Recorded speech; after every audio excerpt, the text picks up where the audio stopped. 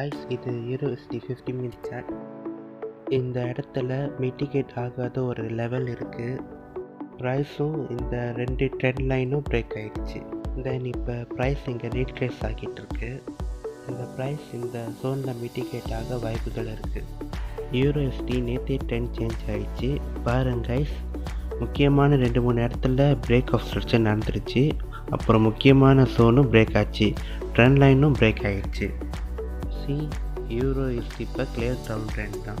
இந்த கோடு எதுக்கு போட்டிருக்கேன்னா, if price இந்த பிரேக் ஆச்சுன்னா மட்டும்தான் அப் ட்ரெண்ட் பாசிபிள், அது வரைக்கும் டவுன் ட்ரெண்ட் தான். இப்போ பாருங்க EURUSD 4 hour சார்ட். இதில் பார்த்தீங்கன்னா ஒரு கிளியரான ரைசிங் வெஜ் தெரியும்.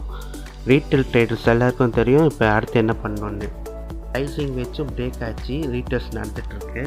நான் மார்க் பண்ண ஜோனில் கண்டிப்பாக ஷூராக மிட்டிகேட் ஆகும். சேம் டைம் இந்த ரைசிங் வெஜ்ஜோட லென்த் 180 பிப். ப்ரைஸ் இங்கே ரீட்ரேஸ் ஆகிருச்சு.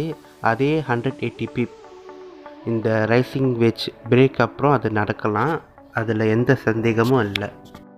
ஓகே கைஸ், இன்றைக்குள்ள அனாலிசிஸ் இவ்வளோ தான். Thank you guys.